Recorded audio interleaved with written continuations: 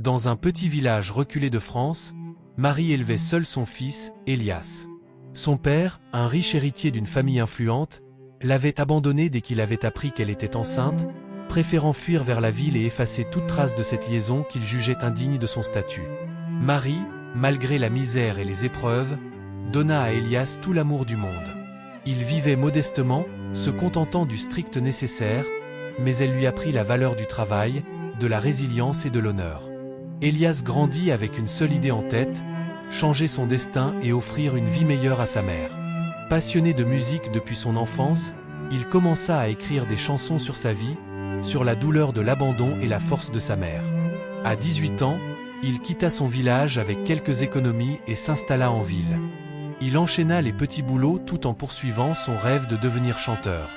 Un jour, une de ses vidéos postées sur les réseaux sociaux devint virale.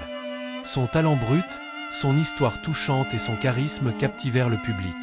Très vite, il signa avec une maison de disques et son premier album fut un succès fulgurant.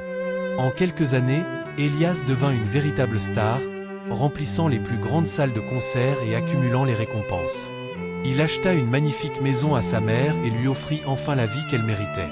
Mais un jour, un événement inattendu bouleversa son quotidien. Un homme, autrefois puissant mais désormais ruiné et oublié, fit une déclaration sur les réseaux sociaux. « Elias est mon fils.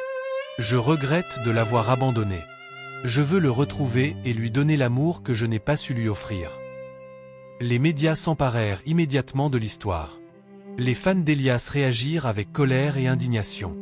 Comment un homme qu'il avait abandonné dans la misère osait-il aujourd'hui vouloir revendiquer son succès? Elias, lui, resta silencieux. Pendant des jours, il réfléchit. Puis, lors d'une émission en direct, il décida de répondre. « Mon père biologique veut aujourd'hui me reconnaître parce que je suis devenu célèbre. Mais où était-il quand ma mère pleurait de faim? Où était-il quand j'avais besoin d'un père pour me guider? Aujourd'hui, j'ai une seule famille, celle qui a toujours cru en moi.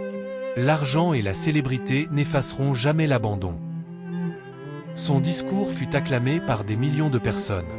Quant à son père, il disparut à nouveau des projecteurs, comprenant qu'il avait perdu à jamais l'opportunité de faire partie de la vie de celui qui l'avait renié. Elias, lui, continua son chemin, fier de son parcours et reconnaissant envers la seule personne qui ne l'avait jamais abandonné, sa mère. Si tu étais à la place de Elias, que feras-tu? Donnez votre avis dans les commentaires.